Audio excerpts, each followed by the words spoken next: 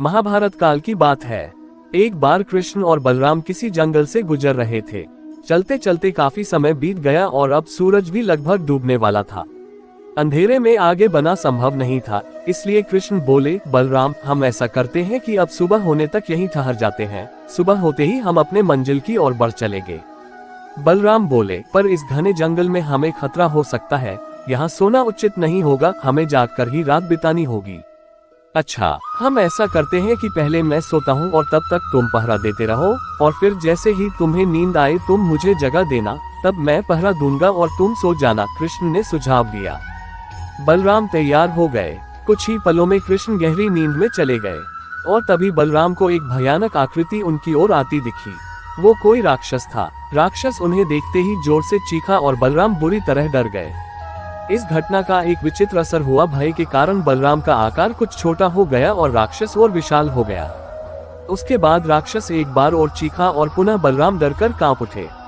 अब बलराम और भी सिकुड़ गए और राक्षस पहले से भी बड़ा हो गया।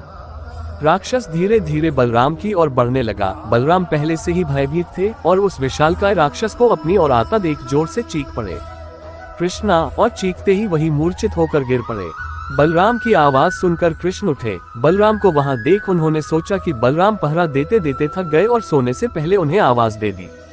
अब कृष्ण पहरा देने लगे। कुछ देर बाद वही राक्षस उनके सामने आया और जोर से चीखा।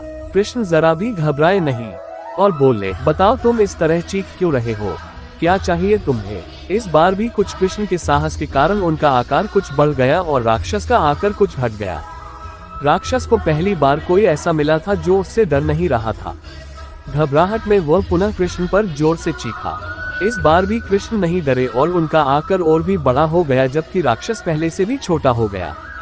एक आखिरी प्रयास में राक्षस पूरी ताकत से चीखा, पर कृष्ण मुस्कुरा उठे और फिर से बोले, बताओ तो क्या चाहिए तुम्हें? फिर क्या था, राक्षस सिकुड़कर बिल्कुल छोटा हो गया और कृष्ण ने उसे हथेली में लेकर अपनी धोती में बांध लिया और फिर कमर में खोंस कर रख लिया। कुछ ही देर में सुबह हो गई। कृष्ण ने बलराम को उठाया और आगे बढ़ने के लिए कहा। वे धीरे धीरे आगे बढ़ने लगे। तभी बलराम उत्तेजित होते हुए बोले, पता है कल रात में क्या हुआ था? एक भयानक राक्षस हमें मारने आया था। रुको रुको, बलराम को बीच में ही टोकते हुए कृष्ण ने अपनी धोती में बंधा राक्षस निकाला और बलराम को दिखाते हुए बोले, कहीं तुम इसकी बात तो नहीं कर रहे हो? हाँ, ये वही है, पर कल जब मैंने इसे देखा था तो ये बहुत बड़ा था, ये इतना छोटा कैसे हो गया? बलराम आश्चर्यचकित होते हुए बोले। कृष्ण बोले, जब जीवन में तुम किसी ऐसी चीज से बचने की कोशिश करते हो जिसका तुम्हें सामना करना चाहिए, तो वो तुमसे बड़ी हो जाती है और तुम पर नियंत्रण करने लगती है।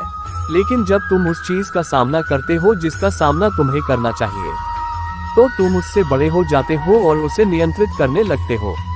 दोस्तों, ये राक्षस दरअसल हमारी जिंदगी में आने वाली चुनौतियां हैं। अगर हम इस चुनौतियों को टालते हैं तो ये और बड़ी होती जाती है। आखिर में ये हमें कंट्रोल करने लग जाती है। इसलिए हमें इनका साहसपूर्वक सामना करना चाहिए ताकि हम उन पर काबू पा सकें। इस प्रकार चुनौतियों का डट के सामना करने से वो छोटी सी हो जाएगी, जिससे हम आसानी से उन पर नियंत्रण कर सकते हैं और सफल हो सकते हैं।